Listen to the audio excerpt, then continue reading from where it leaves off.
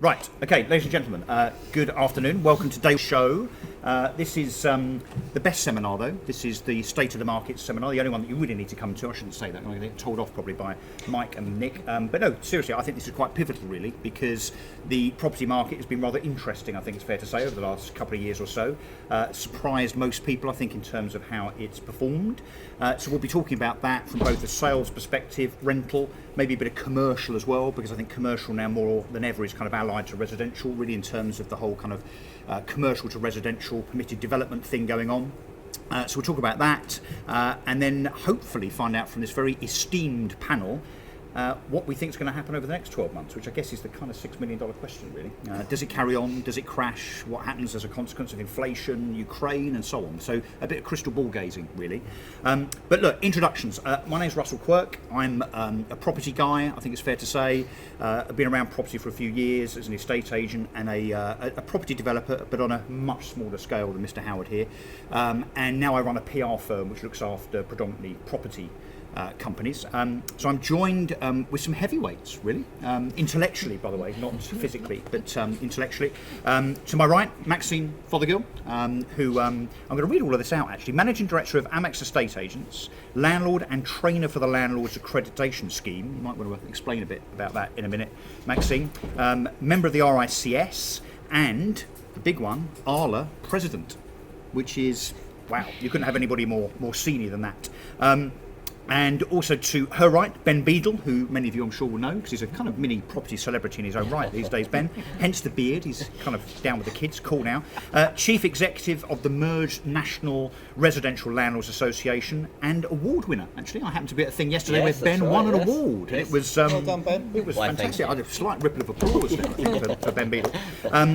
Ben's a landlord himself, so knows what he's talking about, and previously was at the Tenancy Deposit Scheme. That's right. So he's wise about all such things. And to his right is the latecomer, Richard Bowser, editor of the. Sorry, I'm not going to stop talking about it. Editor of the Property Investor magazine, and actually someone that's been a bit. Do you mind me saying a little bit cautious about property, new builds, and mortgage borrowing?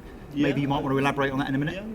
Okay, and then last but definitely not least, to my left, the very well-known John Howard. You might know him from Property TV and various endeavours there. Property Elevator, one of those things, which I'm sure he'll explain about in a minute. Along with my friends. Yeah, he's an author. Would you believe he can write as well? And effectively, look, he's claim to fame, I guess, property developer and conveyor of 4,000 properties now that you've built and sold. Something like that. So he's actually built them and sold them, which I think is quite important. I wish I kept a few more. Yes, yeah, I bet. Yeah, from 30 or 40 years ago, no doubt. Yeah. Okay, so look, we're here to talk about the property market. We've got an hour, 55 minutes now. So let's talk about that on the panel, but also definitely want to do questions. And perhaps, if the panel agree, rather than it just being questions at the end, which we squeeze into 5 minutes, let's be a bit interactive. So if you've got questions, if you've got comments, if you disagree vehemently with whatever Ben says, and you might do, or whatever Richard says, you probably will, then look, put your hands up. Let's have a conversation. Let's have a debate. So yeah, let's all get involved. So property market. You may have seen yesterday, your eyes and ears to the ground, that the latest numbers from the Nationwide say that house prices are now up 14% year on year. Now, I honestly can't remember such a statistic since late 80s, early 90s. So that's a huge growth in residential property in terms of value. We are now, as we sit here, hopefully getting out the other end of the pandemic, property prices sit about 20% higher than they did in February 2020. And honestly, who would have thought that? You know, all of the so-called clever money, the experts, the likes of the HSBC and Savills and so on, were all saying that we would see a reduction in property values of something between 10 and 35%. Well, the absolute opposite has happened. So we'll talk about that. Rental, and obviously most of you in the audience, if not all, will be very interested to know what's happening about not just capital appreciation, but also rental values. So rents, according to Home Track, year on year are up about 8.6%. So we've seen house prices increase and rents increase. Bearing in mind, in previous kind of scenarios, you've seen almost one as a seesaw of the other. You know, so when house prices are up, rents are down and vice versa. But we've actually seen both elevate quite significantly. And I think also interestingly, we're seeing this year transactions still do very well indeed from a buoyancy perspective in terms of actual volume of house sales. Last year was close to a record, 1.4 million houses sold in the United Kingdom last year. Again, the clever money said, well, 2022, it's all going to fall off a cliff. It hasn't. I mean, it's not going to hit 1.4 million again this year, that's for sure, but it's probably going to be over a million. So it seems that lots of people, obviously last year because of the stamp duty relief, have been tempted out of hibernation and have decided to buy, and whether that's first-time buyers, which actually are at an all-time high, 400,000 first-time buyers last year, about 25% of the market. Buy-to-let, I'll be interested to hear what the panel think about buy-to-let prospects, and also mortgage approvals. There were mortgage approval numbers this week, which also show that the February numbers this year, although they were less than last year because of the stamp duty holiday and the resulting transaction boost, actually more than 2018, more than 2019 in terms of the same month in those years. So it's all pretty rosy. My question, I guess, to the panel is, can it be sustained, Maxine? What's going to happen? Do we see this continuing? No. I hate to be the one that sounds a bit like doom and gloom in the room. Can you all hear me okay? Okay. I hate to be the one that sounds a bit like doom and gloom in the room, but we've just gone through today 54% increase in energy prices. We are also seeing that rising in interest rates, and it's gradually going up month on month. And my own personal feelings, my own predictions on the market and the way it is at the moment is that we've hit that crescendo. And everybody in this room must know and realise it generally is about 7-year cycles. And I think that we're going to start to see a difference now in what's actually gone on. We've seen this massive, great big hike. For us in the letting sector, we are really suffering at the moment. We have a huge lack of stock. And it's one thing that we really do need properties, but we're not getting the properties coming on. So a lot of agents are really, really struggling with this lack of stock. There is people out there that are desperately wanting rental accommodation, and there isn't anything for them. And now we've got also the Ukrainian problem, where the people are needing to be coming over here, and how are we going to house them? So I think that we've got a big, horrible struggle ahead of us. That's my personal feelings, Russell. And if you had to put money on the table and bet where house prices are going to finish at the end of 2022, what do you think they're going to do in terms of price growth in the year? Well, we've seen a huge, great big hike, as you just said. There's been a 14% hike. As far as the rentals are concerned, that was interesting when you said it was about an average of 8.2, but in certain parts of the country it was far higher than that. I saw a 35% increase in some parts, but in central London we didn't see anything like that. Correct. It was more on the outside, so that was like the averages. As far as what's going to happen with the house price at the end of the year, I think that we're going to start steadying out, and we'll probably go and get to that stage where we've seen it generally around that 6%. So I think it will start to come down. John? Well, Maxine, we've only just met, but you talk a lot of sense. A lot of sense. He's a charmer, isn't he, this John? I'm just telling you how it is. So, property it's a cycle, and the cycle normally is between 15 and 20 years. And there's parts of that in that property cycle where you can make a lot of money, and other parts where you need to be careful and sit on your hands and not do too much. And I think, sadly for everyone in this room, perhaps, although when there's some blood on the street, some of us in the room will like that because we can take advantage. I've made more money out of coming out in a property recession, coming out of one, than at any other time in my career. It's a cycle. And if you're looking to buy to let, I don't think you've got anything to worry about. Very boring, but nothing to worry about. Because in 25 years' time, whatever you've done now, whether the market's going to drop 10% or 5% in the next year, doesn't really matter to you all. You're on long-term loans, you're fine. Don't worry about it. Now, for the rest of us who put our neck on the line every day, looking at and developing property deals, it's a problem. Because if you're halfway through a project, you've got to finish it. Otherwise, it's even worth less than nothing. So, I think if you listen to Rightmove and Nationwide and everything, what do you got to remember about those guys? is they're 3 months behind the cycle. As in the data point they use. Absolutely. They're 3 months behind. If you look at the auction market is a much better barometer than the right move market or anything else, because the auction market is where we're at. It's the trade market. It's where we invest a lot of time and trouble trying to buy at auction and after auction. And suddenly, the auctioneers are being nice to me. They're ringing me up. Hello, John. Haven't heard from you. Haven't heard from you. You see that as a change in Well, it's a market. very unusual. Anyone's nice to me anyway, because I'm a hard-nosed property developer. But they're having to be nice to me because suddenly they're ringing me up. Hi, John. How are you? Oh, I haven't heard from you for a while. Oh, we got a couple of lots. We don't think they'll do very well. Are you sure you don't want to make a bid? This, that. Can we help you? Can we take you for lunch? I haven't got time for lunch. Wow. Yeah. So I think the market by the end of the year is going to be flat at best, and actually probably will go backwards from where we are now. So you think there'll be a reduction in house prices? Do Yes, you? from where we are now, yes, because I think what's happening is you've got all these problems with the economy, which are going to come. There's nothing. It's an international problem. You can't. The government cannot control inflation. I was with a government minister 2 weeks ago who admitted to me, John, we can't put the interest rates up more than 2%, and it's an international problem, and we can't control it. And I'm afraid that is the case, without question. Same with fuel and everything else. So I think by the end of the year, things will flatten and perhaps start going backwards a little bit, which is good news for a lot of us in the room who are looking to buy. Yeah, I guess so. So before I go to Richard, just to see if he's going to employ his trademark caution, can we just have a show of hands in the audience? Anybody that thinks house prices will drop in real terms this year? Anybody? Okay, not half, but a few of you. See, can I just interrupt here? Because you've just used the one term that I've just been talking in my, it's like nominal and real. Mm-hmm.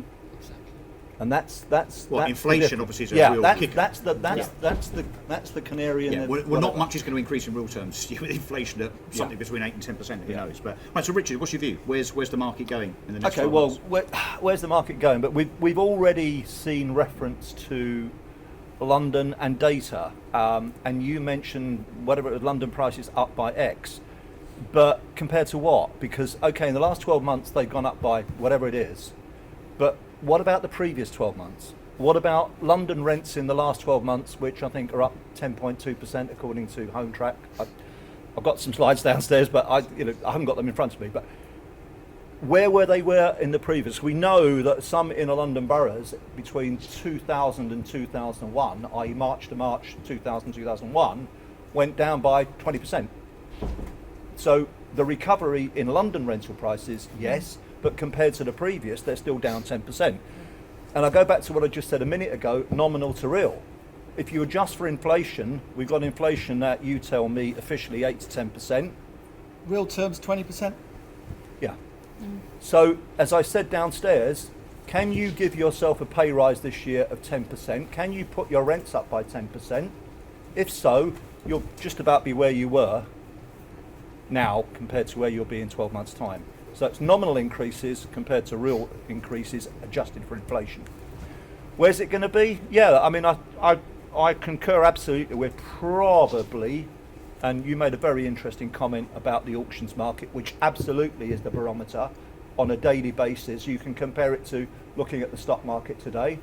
What happens in the auctions room today is a reflection of what people are thinking about today, as opposed to 3 months ago, which is then reflected in the data that the indexes put out.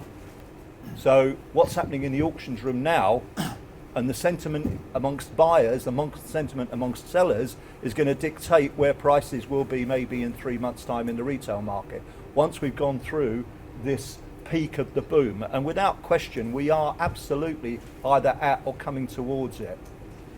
Reference was made to 2008, 2009. That was a very, very different scenario. Then we had lots and lots of stock, lots and lots of distressed vendors, lots of people that wanted to shift stock, but no money. Now we've had an awful lot of digital confetti, I use the term, sprinkled by Rishi, 400 billion, I think it is, sprinkled 2 years ago, which very, very, very few people saw, which is why people, including me, so-called experts, said there's going to be a crash. Little did we know that, contrary to what Gordon Brown and, forgive me, I can't remember the name, the Scottish chap was Chancellor in 2009 did, they had to support the banks. This time round, they supported the great British public. Fantastic when we look back on it, but the implications are what we're seeing today. All of that digital confetti has been feeding its way into real assets. Why? Because it's got to go somewhere. So it's Richard, not property prices at the end of this year. So Yeah. January to December, where do they end up? What's the number? January to December, but have we already had the 10% or 12% or 15%? Yeah. Well, the 14%, yes. From where we are now, or maybe in a month or so's time, once we get through the spring buying season, luckily, if I would say 0. Do you think a flat market year on year? Across the year? No, probably maybe up 5, Up a 6, little. 7%. Okay, Ben, talk to us. Obviously, look, we talked a lot about asset prices. Talk to us about rental prices and where you see those going, because obviously that's a matter rather more closely aligned to your heart, I guess, as the chief exec of the National Residential Landlords Association. Well, it is, and I think a lot of this sort of cost of living stuff is, it's going to get worse before it gets better, and that's really going to, unfortunately, have a big impact, not just on us, but on how we manage and look after our tenants, because there's going to be a huge amount of pressure. And what we know from the various rents levels is that they are very, very regional. And as Richard said, that particularly for London, they're still bouncing back from COVID. So landlords are really not anywhere. I beg your pardon. Landlords are not anywhere near where they were pre-COVID. And so when you take those types of movements, because landlords are going to want to be able to recover their rents to pre-COVID levels and more. But let's not forget about the environment that landlords are in. We're in a hostile environment. Everybody hates us. The Treasury hates us. Government hates us. The alternative to this government is even worse. And so that is going to have a big impact, because there will be people around this room that will be thinking, well, regulatory reform, energy, maybe I should cash my chips in. And what that is going to do is to diminish the already weakened supply that's out there, and that will cause things to rise even further. So we've definitely seen in recent years, and look, let's be honest, the world, certainly this country, has been hit with a number of things over the last few years. We've had Brexit and the threat of a no-deal Brexit, COVID, Ukraine, the media, of course, when there's not much else to talk about, start to wax lyrical about climate change and how, London's going to be underwater in 10 years and so on. And there's always been this kind of caution in our industry applied, therefore, to the fact that, again, because of policy squeezing, and Ben's absolutely right, the government have not exactly been kind to landlords, what with, the removal of tax breaks and Section 21 and various other things that are coming down the tracks in terms of EPC regulation and so on. But when you look at the data, up until recently, landlords have not exited the market. Why, John? Oh, thanks for that one. Right. Yeah, I have to keep thanks, him on his toes. Woof. Sorry. Possible to pass. I think one of the reasons for that is tax, probably, because if they made a great capital gain, then and I've got property I bought 30, 40 years ago. I'd love to sell some of it, but I can't, because I'm going to pay so much tax on it because I bought them a long time ago. And I think that's partly the issue. The other issue is that people are living off, they're living off their rents, or the balance of the rents compared to what they're paying on the mortgage. And I think it's drilled into all of us, rightly so from a young age probably, that property is the thing to be in. It's a long-term investment. If you look at Savills figures and everyone else's types of figures over the last 20 odd years, it's gone up on average 5%. That's gone up and down, but on average it's a 5% increase, and that is a very, very, very safe investment on the whole. And property, new property, because of the cost of build, and we haven't mentioned that yet, but I mean, build costs are up 30% in some cases, materials, that has a huge effect on these house builders, could be in difficulty. And of course, Maxine, the other thing that we've seen over the last few years, I guess, is that other asset classes have not always fared well. So I guess, to John's point, landlords will think, well, okay, look, the property investment sector might not always be a bed of roses, but do you really want to be sticking your money into the FTSE 100 or the FTSE 250 or gold right now? I mean, do you think that's another reason perhaps that property in terms of landlord participation stays pretty consistently good? Well, actually, it's really interesting what you've just said, John, because I've seen the opposite. As the president of ALA, I have seen I'm going literally all over the country, and I'm talking to all of our agents, and I've literally travelled the whole country. And what I've heard and what I've seen from so many of our agents is that many landlords have exited the market. Right. But the landlords that have exited the market are the ones that have already got an investment in place, so they've got lending. So, with the Section 24, with all the tax changes, it just wasn't worth them staying in. So they've actually cashed in and they've gone. But the landlords that have actually don't have any lending, it's a totally different thing. So I'll agree with you 100% now. The tax that you're going to actually incur if you try to sell, it's not worth it. You might as well just leave it, live on the rents and enjoy it and go and have some really great holidays. But those that have been really caught by the tax changes that Osborne brought in, they've really struggled with this.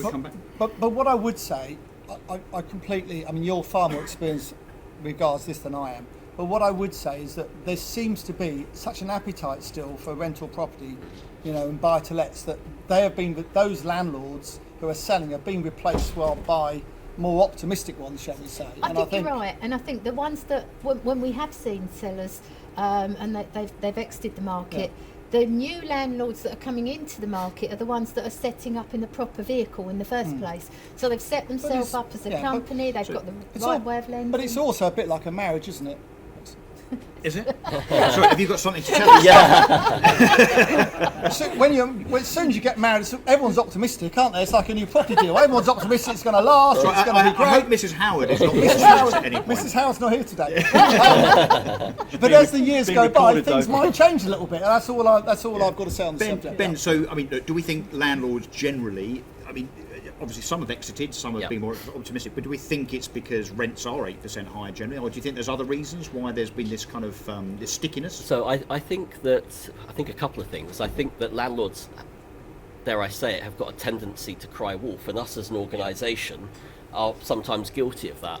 Because what's the alternative? You're going to bring this, that, and the other in, and we don't want it. You suggest you have to scaremonger the government that landlords are going to exit the market so that you get your own way. Well, the point I would say, he's a great lobbyist. He's a great lobbyist. But the point is that hasn't worked, because as you rightly observe, landlords haven't exited the market in the volumes that we've seen. Our own surveys show that some landlords have exited the market. Landlords are being very, very particular about the types of assets that they offload, the ones that are not making the money or the ones that are causing them headaches, but they're keeping their profitable ones. And what our own research shows is that percentage-wise, the same amount of landlords are exiting that are entering the market. And I think, as an assumption on this, that I think if you have been in the market a long time and you've been used to a particular way of working, then all of these bloody changes are really irritating to you. But a newbie investor that rocks up is thinking, well, I can set up the property in the right way and be taxed in the right way. I know what the rules of the game are, and I'm prepared to accept them. But it's easier that way round than having things applied on you. So I think that landlords are rightly being very, very picky about looking closely at their assets and taking a very quick decision. Generally, still very optimistic. Richard, would you agree? Is there room for optimism still as a potential current landlord? Don't look like it. No, I'm cogitating as this. Absolutely, there's room for optimism, because this is just part of this cycle. It's a different cycle in terms of the peaks and where we are compared to 0809 and the implications, but it's a long-term game. Contrary to what a few people down there where this exhibition stands, it's not get rich quick, it's get rich slow. And unfortunately, there's bumps in the road. And whether it was the financial crash, whether it was Brexit, whether it's been COVID, and now obviously the implications of Ukraine, these are bumps in the road. And the main thing, which having been exhibiting here for 20 years, is make sure you can survive the bumps. So don't over leverage, and don't over exaggerate your ability to deal with what you're taking on.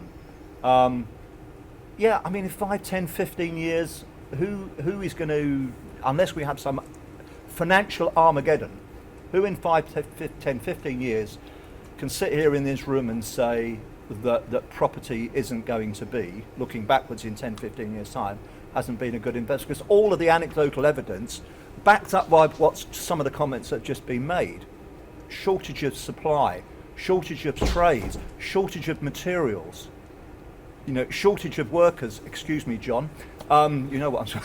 I do. But yeah, Brexit has led, and of course COVID exaggerated, because a lot of the Poles and Lithuanians, they went back, they probably would have come back, but they didn't, because they then, a year, 2 years ago, so they haven't come back in the same numbers. So we've got less builders, hospitality, nurses, etc., from where we were 2 years ago, which has exacerbated the problem. And of course we have a population, so look, forget immigration and that kind of misnomer actually, that the property crisis is caused by immigration.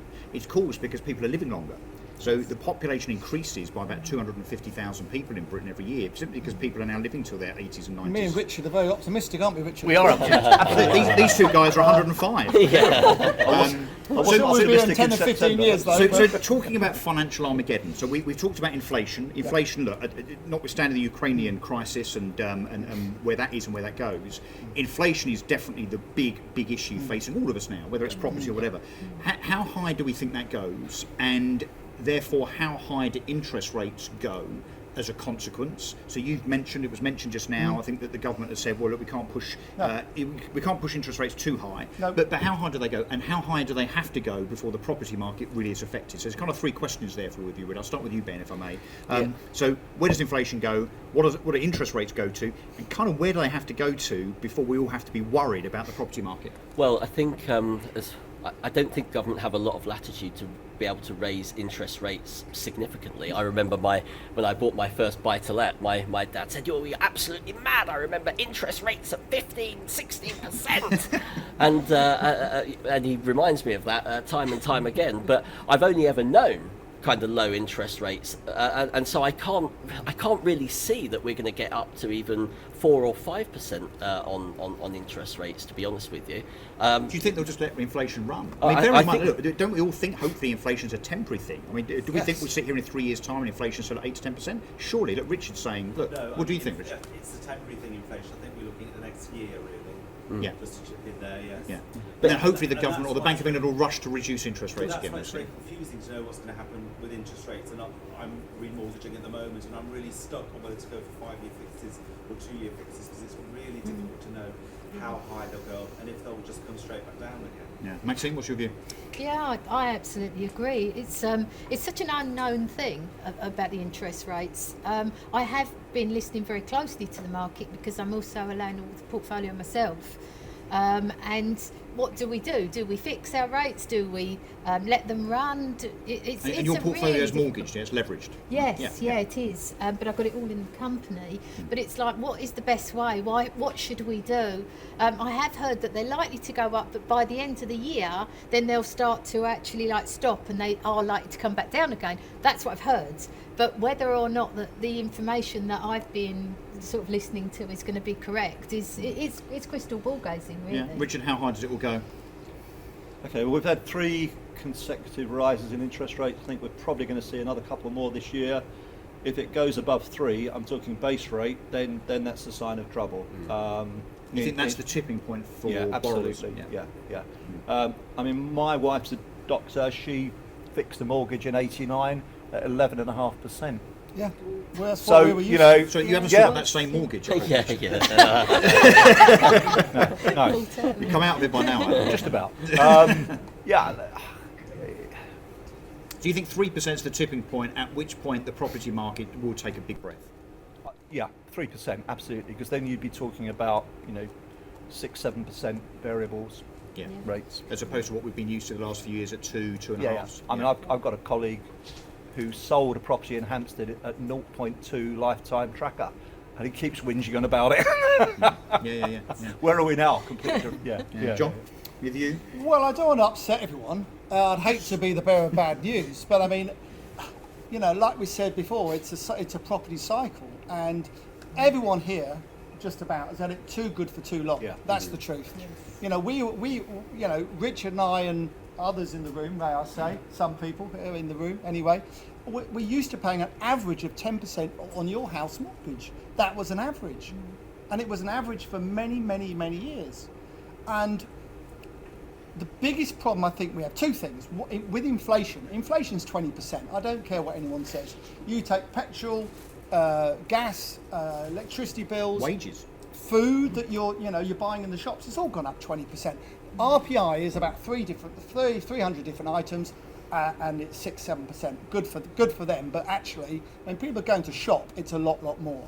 So that's a major problem. Now normally property prices go up with inflation, and under a Labour government, lots of inflation.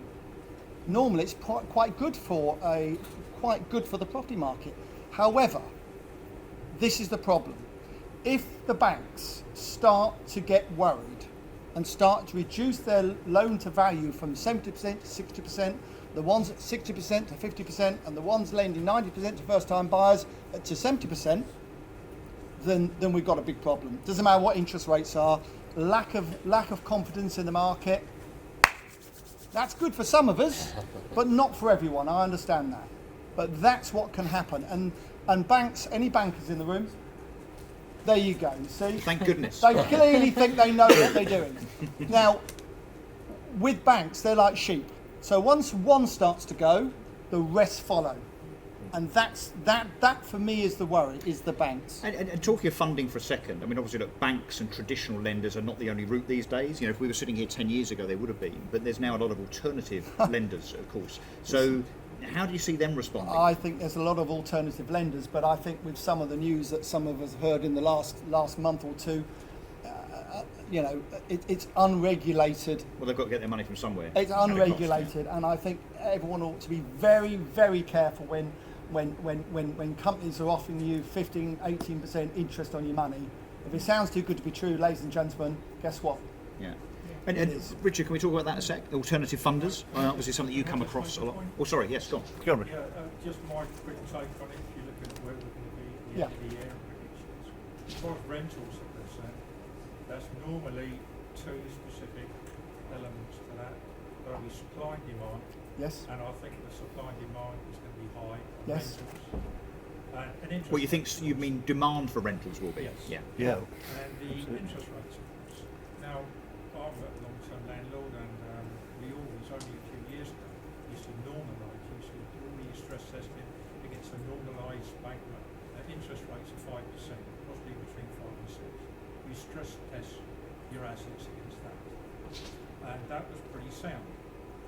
Now, if, God forbid, but if it does, if the interest rates go up to that 5 or 6%, then that's going to be good for those landlords that are not over-leveraged. Overgeared, yeah. That's my point. Now, so in terms of the rentals, right, it's going to be sound.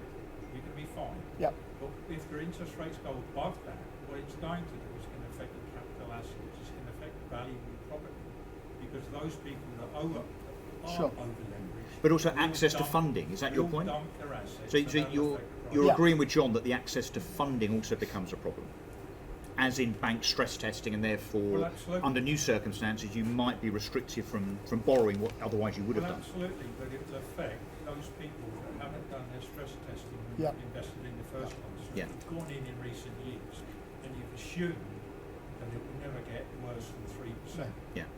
or Well, 4%. But Then that's a big but also, mistake. you're absolutely right. And also, a lot of people have never seen a property problem. They've only ever seen it the good times. And I've got friends. I've got one particular friend I spoke about earlier. Actually, he lost 40 million in 2008. 40 million. It does happen. Everyone is it's always going to be good. It's never going to be bad. That's just not true, ladies and gentlemen. It really isn't true. Let's talk about the alternative funding. So I think Yeah. for landlords, it's a very, very important aspect, which again I don't think was even a conversation, certainly 10, maybe not even No, 5 years definitely. ago. Previously it was high street. Richard, what's your view on alternative funding? The likes of Crowd Property and Octane Capital and others that have a rather different approach. Do you think they continue being edgy and being kind of outside the parameters of things like stress testing and not being perhaps quite as morose about loan to value? I mean, do you think that carries on? Well, I think when you talk about the crowdfunding guys, You've got the guys that are doing debt, crowd property as an example, that's barring maybe a few that we're aware of, got a very, very good track record. Yeah. And then you've got the riskier end of the crowdfunding sector, which is the equity lenders that are understandably offering high returns for higher, riskier investments. And on that side, I'm, without naming names, I'm certainly aware of some casualties that are yet to be opened up because they're at certain stages, and some of them are now open and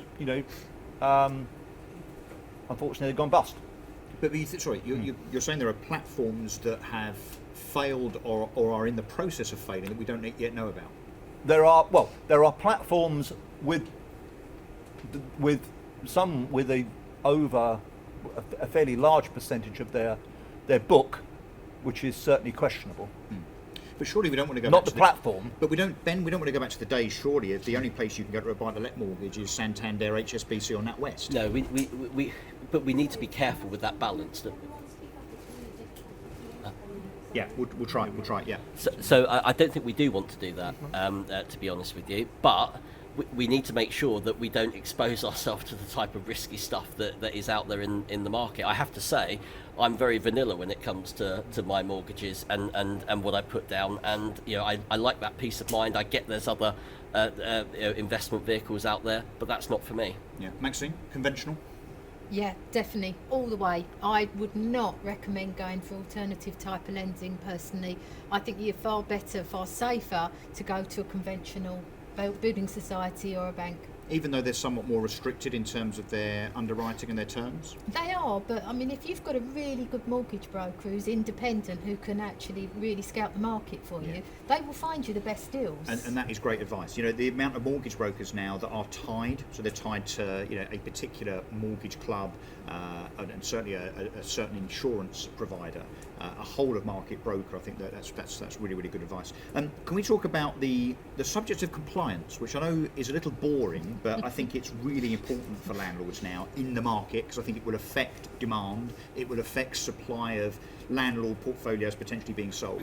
A lot has happened, Ben, a lot's going to happen in terms of what the government are doing in terms of policy coming down the tracks. Would you mind just outlining some of that, and maybe what the panel can then talk about how landlords might navigate some of the compliance kind of obstacles that are coming down the tracks? So we saw a restatement in the Levelling Up paper a few months ago of the government's intentions in this area. There was actually nothing new in it. 2017, it was announced that Section 21 would be abolished. Well, it's still here, so that's good. What we will also see, though, is a commitment to court reform. We will see redress schemes. We will see the exploration of a landlord register, and we will generally see the government wanting to tighten up the environment in which landlords operate in. Now, as I like to remind government, this is not the Wild West. We have 168 pieces of regulations which we all need to comply with, and the vast majority of landlords absolutely do that, which is why we have a higher satisfaction rating amongst tenants than the social sector. So the system is not broken, and part of our role is to make sure that we're not going to be able to stop the government direction of travel, but we can influence making it work for both landlords and tenants in a palatable way. And Section 21 is a classic example of that. It's a really curious business model, I think, that we focus on booting our customers out on the street. Well, I like to, a lot of you will tell me on the stand later, I don't evict a good tenant. I evict a bad tenant. I use Section 21 because it's the only thing that I can get shot of them reasonably quickly. And so we have to take those reasons that Section 21 masks and put that into a robust Section 8 policy with better timeframes, a mix of mandatory and discretionary grounds, and critically, something that doesn't take a bloody year to get through the court system. I mean, Well, the government have fundamentally misunderstood Section 21. They have. And the issues around Section 21. And have used it, I think, look, they've used it as a political football in terms of their populist reaction to it to placate tenancy groups like Shelter and so on. Harsh words on my part, maybe. Maxine, do you agree? Well, Section 21 is a really interesting one because that was an announcement made, as we know, in the Queen's speech in 2019. It's going. It's a government manifesto, so, you know... You don't think they're going to pull back on that? No, they can't, because it's a government manifesto. I think what we're likely to see... But they've trashed most of their manifesto from 2019. I think that's a bit I harsh, Russell. yeah, I would no. say that's a bit harsh. I think John, that declare an what- interest, sorry. Chairman of the local Conservative Association. They made me president because I'm too old. Maxine, sorry. Yeah, I think what we're likely to see is that we'll probably see it at the very tail end of this administration, of this government. But mark my words, we won't see it go. It's in the Renters Reform White Paper. That was supposed to come out last summer, then it was pushed to winter. It's now been pushed to spring. We still haven't seen it because the government are working on at the moment on the fire safety bill. So that is all going for the House of Lords, and it's kind of like been lost in the ether. But it's going to happen. But you're absolutely right, Ben. If it's going to happen, it's got to come out. It's got to come out as a white paper. If you're not a member of a landlords association, I really do recommend that you join one. Absolutely. Because it really is important that your voice is heard, and the landlords associations and through our association, through ALA, Property Mark, we have people that actually go and represent use the landlords in policy, and these guys are meeting with the government twice a week. And so they are actually our voice, and they are going to protect us. So when it comes to the abolishment of Section 21, you need Ben and you need Tim Douglas to be able to go out there and to be able to actually have your voice and hear what we are saying as the landlords. And Ben, did I notice that you had a rather disappointing meeting in government last week, I think, didn't you? Are you able to elaborate? Just so that you know, he does work on behalf of landlords rather avidly. So I met with Lord Greenhalgh last week. You will notice how many people are affected by cladding issues. Anybody? Fine. Well, for those of you, and that's my experience, not a lot of NRLA members are affected by cladding, but those that are affected are very badly affected. Yeah. And what the government have said, they've come up with a brilliant policy that says that any no leaseholder should be out of pocket as a result of dodgy or defective cladding and building safety issues. Perfectly sound policy, everybody can get behind it, unless you're a buy-to-let landlord. I mean, you know, a totally outrageous and discriminatory policy. And so we've been lobbying very, very hard with various amendments that have been struck out, but we've been doing a lot of work behind the scenes to garner support. What we have is cross-sector support with the Levelling Up Committee, chaired by Clive Betts, also supporting the NRLA's stance that this is an outrageous policy. But what Lord Greenhalgh said, and I will paraphrase because we are in polite company, was basically go forth and multiply, because the government will not do anything further when it comes to cladding. We had hoped to understand what the rationale was. I was told in no uncertain terms there was no effing rationale behind their decision. It was simply money.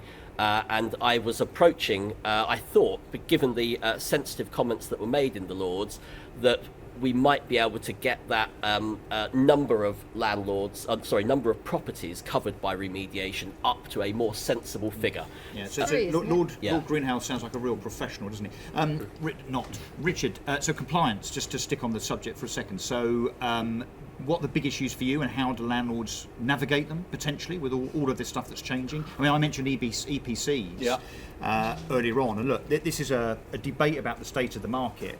But look, if you're a landlord, presumably, that holds properties that need to be upgraded to EPCC, and that's going to cost, I think the wisdom is £10,000 or higher, what does that do to market value? So how on earth can that be navigated?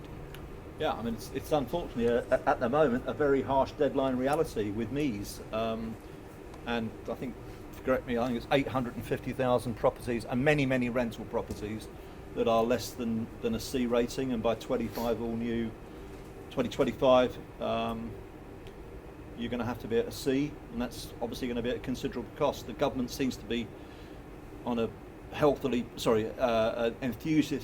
enthusiastically promoting heat pumps as a and there's a grant 5,000 or 6,000 or whatever it is, but you're talking about the average spend of 18 for one of those. It's hopeless. And and also the cost of it, the supply then will probably be disproportionate to the alternatives that we currently are using.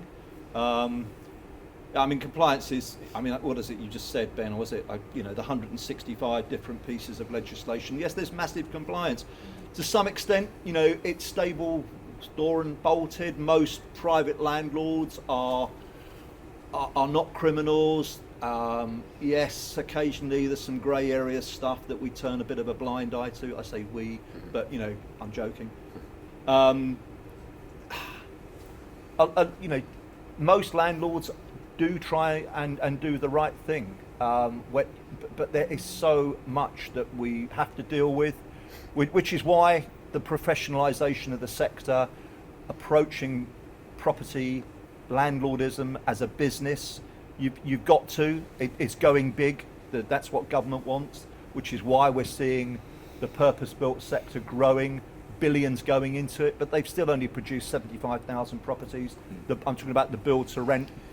Compared to the stats that I think were mentioned about the new supply needed, 200,000 a year. Well, that takes us very nicely, Richard, to a question I want to start with John on, which is the question of new build. So again, this debate is about markets which are affected by supply and demand. It's about, so where are we with new build now? Remind us, 240,000 houses built a year, maybe not so much this year, but... Yeah, so 240,000 houses are built a year.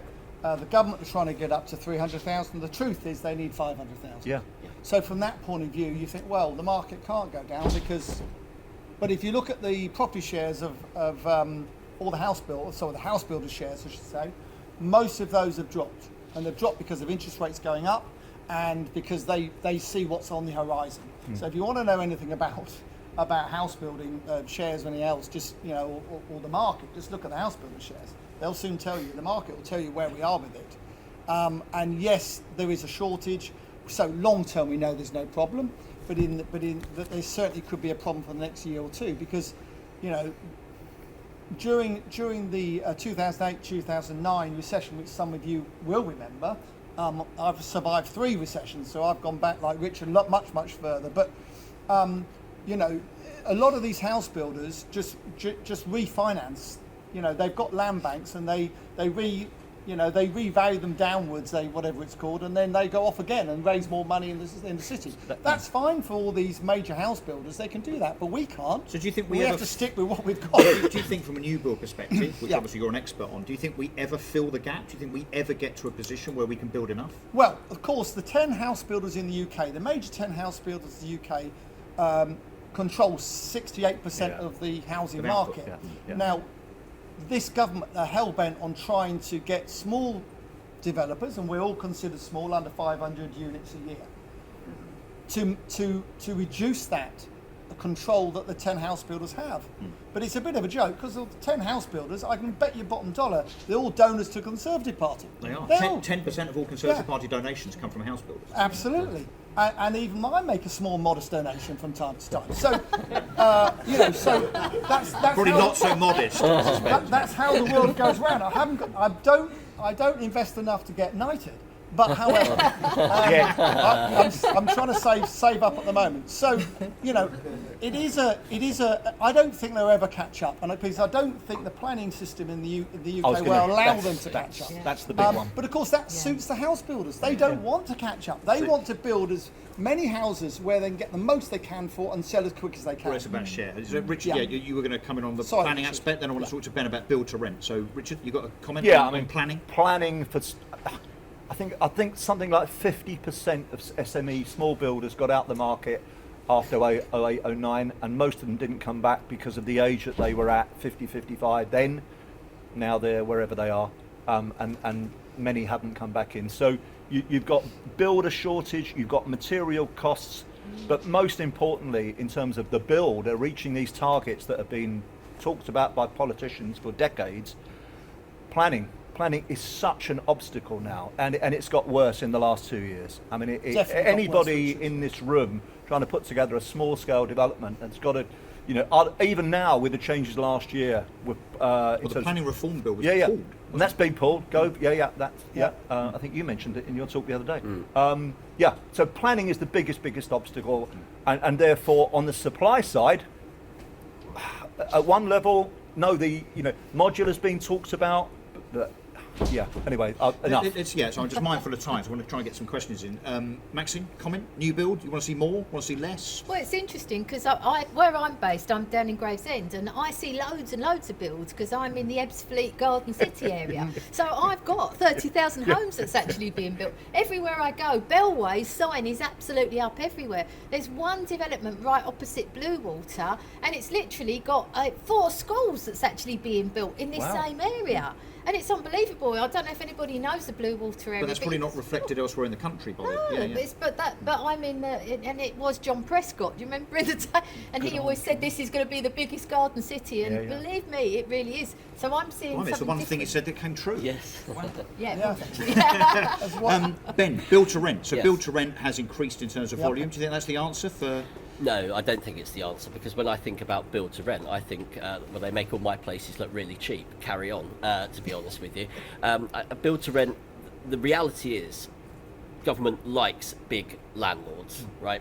They like the institutional idea, they like the setup, they like the fact that they are in theory, are likely to be more compliant and worry about their reputation. What I would say to us is, I think there's stuff that we can learn from build to rent, and I think if we don't professionalise ourselves, we will be professionalised either in or out of the market. And so, I met somebody on the stand earlier who said, I've lost my tenancy agreement and not served prescribed information. Well, we have to be better than that. We just have to be better than that, because otherwise, build to rent will continue to be favoured. But what I would say is, if every build to rent property in the pipeline gets built, it will still only equate to 4% of the overall housing stock. We're at 19%. What we need is more of everything. Guys, right, so we've got a few minutes left. Burning questions from the audience. Who wants to put their hands up first? Questions for this esteemed panel. You'll never see a greater gathering of property knowledge in your lives ever again. This is your opportunity. Not for another hour, anyway.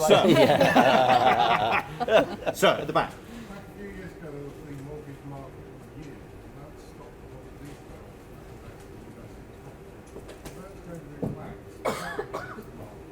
Sorry, I'll repeat your question. I didn't hear the last the bit. aircon is really loud. So the mortgage, the MMR. Yes, affects a lot of normal retail investors out of the market. And apparently that's going to be relaxed. You think that will have an effect on prices?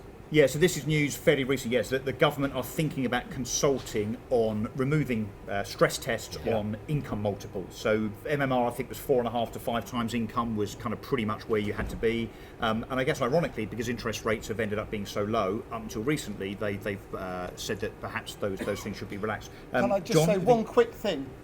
When people start borrowing 6 to 7 times their income, there's normally a property recession. Yeah. Because it overheats. Richard, what do you think is going to happen? Do you think they will be relaxed? Do you think that's a good thing? I suspect your answer is no from your previous writings. No, I certainly don't think it'd be a good thing. But it's politics and wanting to, caught between a rock and a hard place. But Like populism? we're talking about interest rates, so if they want to go above 2%, then there's trouble ahead. Yeah. Ben, MMR? Well, government wants to turn generation rent into generation buy. Yeah. How do you do it? You saddle them up with debt, and Yeah. you reduce all of the criteria. Yeah, Maxine, slippery slope? Yeah, real slippery slope. I'm not keen on it. No, okay. The one thing I'd very quickly say is that every Conservative When John party, says quickly, he doesn't really No, I mean mean really quickly. Every Conservative government wants to get as many people to buy their own home Yeah. because they vote Conservative. That's the truth. That's the That's point. aspiration. Sir, The question's about being realistic about buy-to-let resale prices and open market prices, because we've been talking about open market, boom, boom, boom. I've just sold flats in the market, lovely, fancy front, that would not sell with a tenant. No. with a tenant in situ? Wow. Right. Well, because your lawyer advised you that they shouldn't be a sitting tenant, or rather your purchaser's lawyer advised them not to take a sitting tenant? No, it was on the market. On the open market. demand. So what you're saying, But no you had one to have wanted it get it vacant in order to sell it. Yeah, so you lose the income in the meantime. So being realistic, as a property investor, we need tenants, but to recoup the money, isn't it rather a tough approach? Yeah. And a common problem is this, do we think? Yeah, Yeah. well, please. Selling at auction, auctioneers much prefer untenanted. Just think logically. Just 'cause it's a cleaner deal. Yeah. Yeah. Ben, If you're only your buyer experience? as an investor landlord, there's less buyers. I've actually bought and sold with tenants in situ. I mean, for me, it's quite attractive to be able to have a going concern from day one. No void. And providing you've got a decent tenant, there's no arrears, all of the usual stuff. Yeah. So I guess this is just perhaps a regional thing in your particular area, or maybe it's indicative of The market. buy-to-let. Well, and market also I think appetite. probably indicative of the fact also the conveyancing process from the lawyer's perspective is archaic. Richard, you had a question? Yeah, I was just going to say, remember that MMR review is for residential mortgages, not for buy-to-let mortgages. And, the PRA underwriting standards that were brought in 2017 is part of that package of disincentives, really, and the hostile environment that Ben was talking about. And, we're not seeing that being reviewed. And it basically means in London, you're looking at 65% loan to value maximum, because that's all the stress test will allow you. Or you get shunted onto specialist lenders at much higher rates. tiering interest Yeah. rates, I would argue. Good point. Yeah, probably got time for one more. Any more hands? Yes, sir. Hey there, thanks for the content, really good. So I'm interested, I haven't lived through 2008 or a big recession as a property investor developer. I'm just fascinated to understand any sort of key principles or tips or advice you guys would give. Wow, okay. John? Very quickly, what happens is the bank comes to you and says, look, the property market's dropped 20%. So you were 70% loan to value. You're now 90% loan to value. So you need to put in, 200,000, 300,000, 400,000 into your company. All sign a personal guarantee. Oh, you can't do either of those. Don't worry. You've got 6 months to refinance. You can't refinance. They take it off you. Simples. Maxine? Yeah. Advice?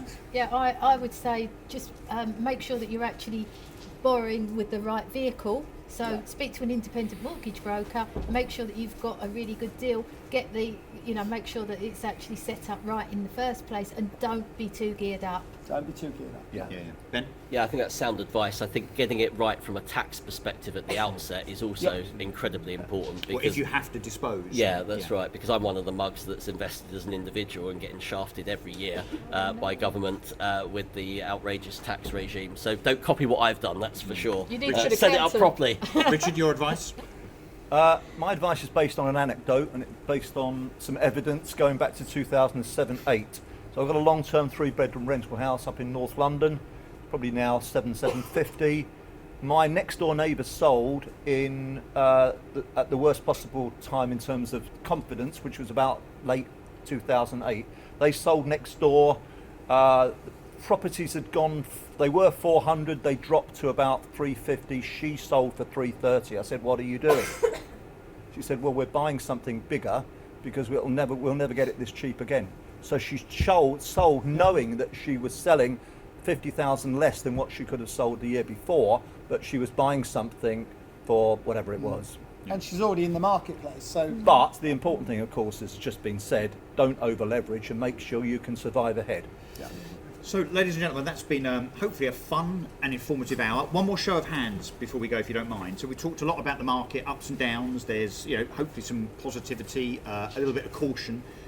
Who in the audience feels more optimistic about being a landlord rather than pessimistic right now as a consequence? Who's more optimistic than pessimistic? Good. excellent. Good. There are a few hands, but that's not half. So the rest of you are more pessimistic or neutral, right?